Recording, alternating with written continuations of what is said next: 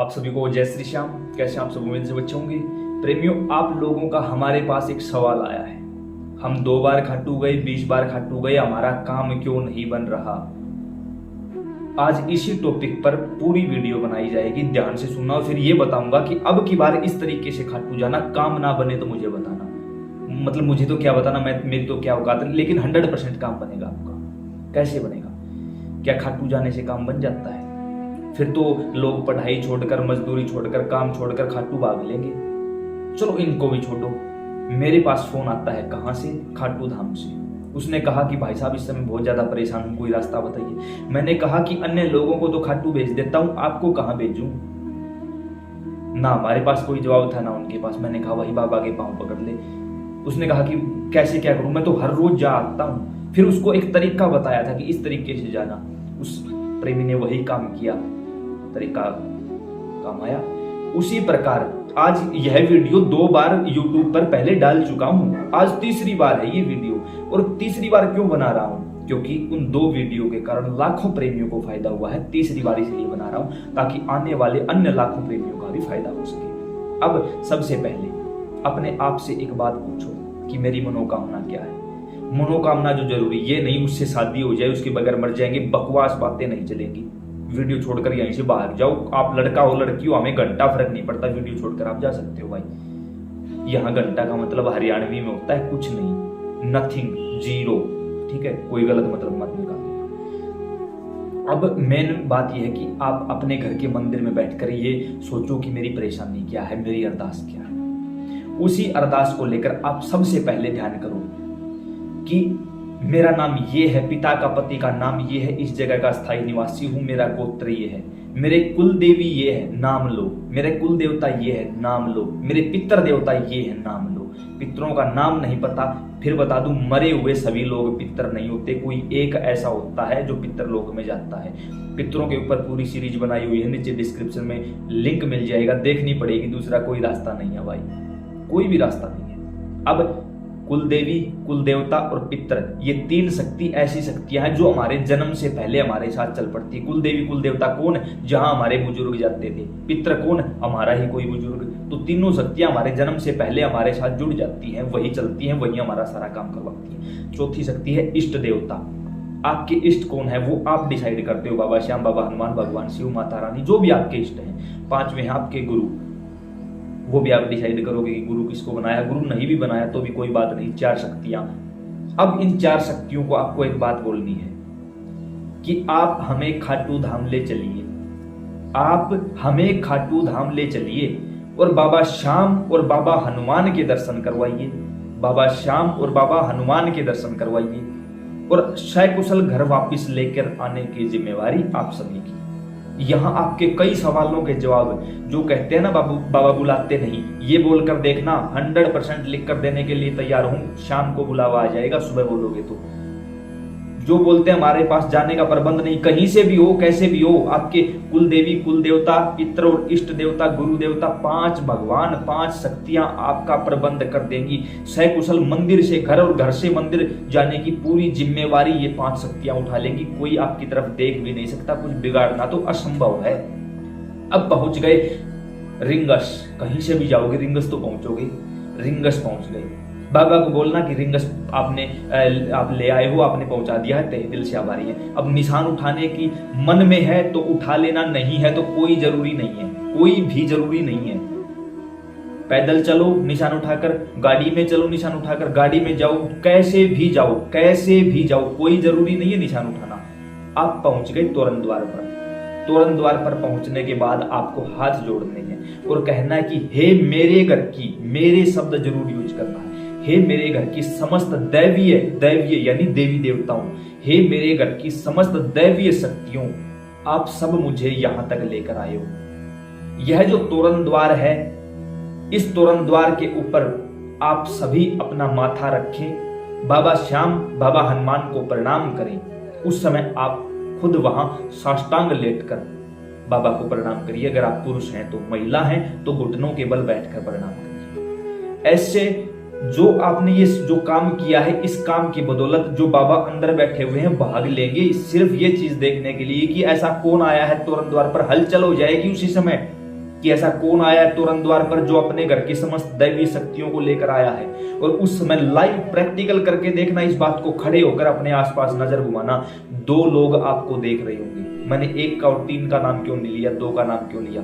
एक होंगे बाबा हनुमान, दूसरे होंगे भगवान शिव। आपको देख रहे होंगे, सिर्फ आपके ऊपर नजर होगी उनकी। आप नोटिस करके देख लेना।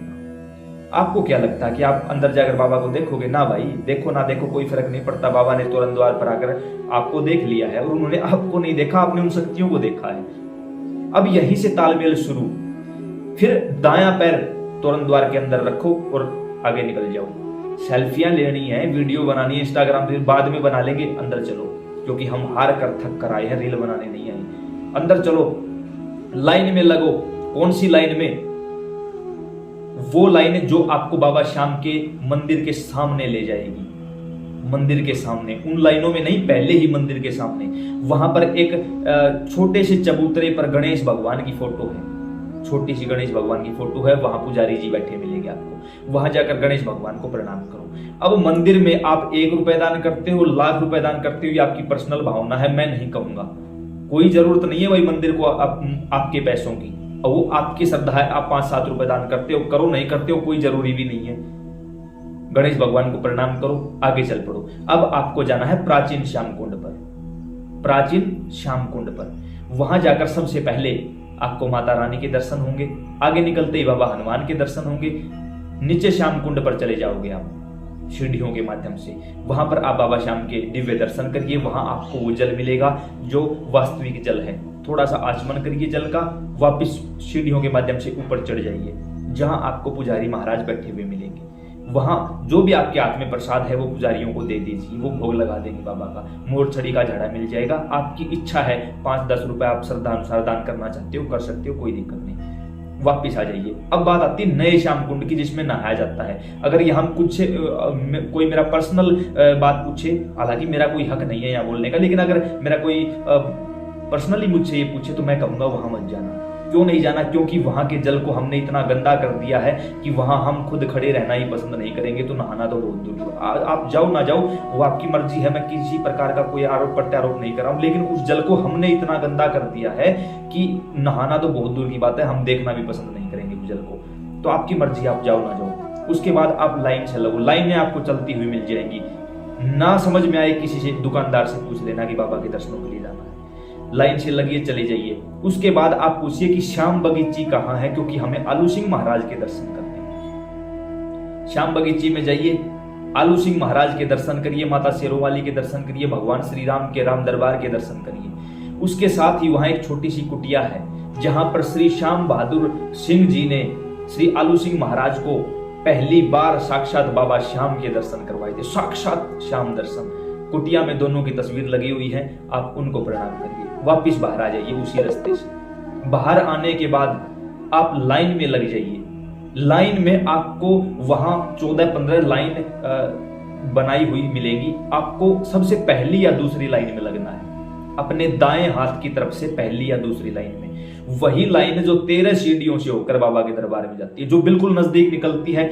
मेरे हिसाब से ये मेरी पर्सनली एडवाइस है आप लोगों के लिए कि वहां मत जाइए। क्यों ना जाना? उसके कई कारण है। पहली बात, जब 13 सीढ़ियों से होकर जाओगे वही प्राचीन स्थान है, वही प्राचीन मान्यता है जहां से हमारे बुजुर्ग गए हैं। दूसरी बात, 13 सीढ़ियों से होकर जाओगे तो बाबा हनुमान के दर्शन होंगे, अन्यथा नहीं होंगे।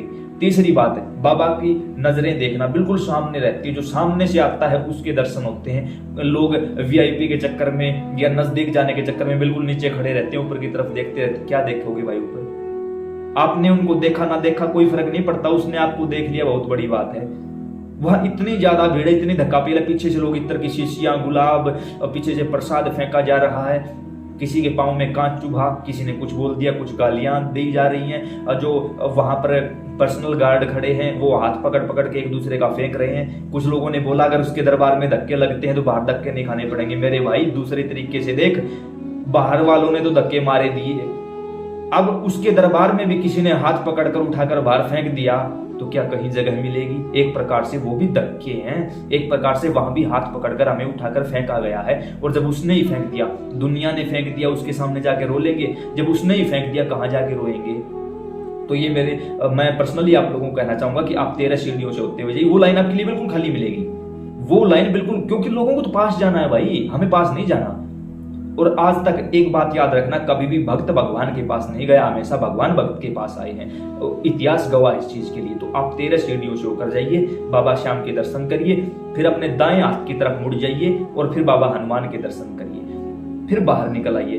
अब आप लोगों ने गणेश भगवान के दर्शन किए, श्याम कुंड पर दर्शन किए, श्याम बगीची में दर्शन किए, बाबा श्याम और बाबा हनुमान के दर्शन किए। वहां उनके दर्शन करते समय आपको एक ही बात बोलनी है कि मेरे घर की शक्तियों बाबा श्याम के दर्शन करो, मेरे घर की शक्तियों बाबा हनुमान के दर्शन करो, मेरे घर की शक्तियों आलू सिंह महाराज के दर्शन करो। ये शब्द आपको बोलने हैं हर हाल में। जब आप ये सारी चीजें बोलोगे तो वो शक्तियां आपके दर्शन करेंगी और आपकी जो शक्तियां हैं वो उनके दर्शन करेंगी। अब इसमें जो एक चक्कर था, सर्कल था, वो पूरा हुआ। बाहर निकलने के बाद आप मेहंदीपुर जाते हो, आप सालासर जाते हो, वो आपका पर्सनल मैटर है, वहां भी इसी तरीके से आपको दर्शन करना है। अन्यथा फिर उनको बोलना कि अब हमें सकुशल घर ले चलिए, फिर वो आपको सकुशल घर ले आएंगे। इस दौरान आपने कुछ भी नहीं मांगा ना बाबा से, क्यों? एक बात बताइए, क्या आपको याद रहा कुछ भी मांगना? इस पूरी वीडियो के दौरान आपने 10-11 मिनट की वीडियो देख ली, क्या आपको याद रहा कि कितने मिनट की वीडियो आई है? क्या आपको याद रहा कि आपने क्या मांगना था? क्या आपको ये पता लगा कि हम घर बैठे बैठे हमने संपूर्ण खाटू धाम के दर्शन कर लिए? बस ये प्रेम है। अब भी मौका है, अभी भी कुछ भी मांग लेना। ये मानसिक यात्रा आपको वास्तविक यात्रा का ही फल देगी। एक बार इस प्रकार से बाबा के दरबार चले जाइए, फिर देखिए चमत्कार। 101% वो देगा, आपकी झोली छोटी पड़ जाएगी, उसके देने में कमी नहीं आएगी। और इसके खुद लाइव एग्जांपल कोई दूसरा नहीं, खुद ही है। दास आप लोगों के सामने बैठा है। अब मानो तो मैं गंगा माँ हूं, ना मानो तो बहता पानी। मेरे जैसे किसी पाखंडी के कहने से खाटू मत जाना, किसी पाखंडी के कहने से कुछ ऐसा वैसा मत कर देना, ये करो वो, कुछ भी नहीं करना भाई। क्या लेकर गए आप घर से? कुछ भी नहीं लेकर गए। क्या चढ़ाया? कुछ भी नहीं चढ़ाया। दर्शन कर मांगने आए हैं भाई, देने थोड़ी आए हैं कुछ, क्योंकि ना तो वहां प्रसाद चढ़ाने देते, ना इत्र, ना फूल, ना किसी प्रकार का कोई फल, ना निशान। जब कुछ चढ़ाने ही नहीं दिया जाता तो क्यों चढ़ाएं? सिर्फ दर्शन करने गए हो, दर्शन करके वापिस आओ, कुछ भी मत करो। लगे कि खाली हाथ नहीं जाना चाहिए, और ये सच्चाई है। राजा के घर, छोटी बहन के घर कभी खाली हाथ नहीं जाना चाहिए, वो राजा है। तो केवल 11 रुपए चुपके से दान पत्र में डाल दो, पता भी नहीं चलेगा किसी को। और यही होती है वास्तविक दानता। उसके बाद आप आराम से घर आइए, जो भी काम है वो करिए। धीरे धीरे यकीन मानना, अगली जो एकादशी आएगी ना, उससे पहले पहले ठाकुर जी मौज कर देंगे। यहाँ एक प्रार्थना और भी करना चाहूंगा। एकादशी के उपलक्ष्य में, पूर्णिमा के किसी तेज त्योहार के, अमावस्या के उपलक्ष्य में वहां मत जाइए। क्यों? भीड़ ही इतनी ज्यादा है कि आपको दर्शन नहीं होंगे। वहां ऐसे समय में जाइए कि आपको लगे कि हाँ अब भीड़ नहीं होगी, कोई त्योहार ना हो, एकादशी द्वादशी ना हो, उस समय में जाइए। उस समय बाबा भी आपके लिए फ्री है, आप बाबा के लिए फ्री हो। ये मेरी पर्सनल एडवाइस है, मानना ना मानना आप लोगों के ऊपर डिपेंड है। तो उम्मीद करता हूँ जानकारी समझ और पसंद आई होगी। अन्य प्रेमियों को जरूर बताइए। जय श्री श्याम।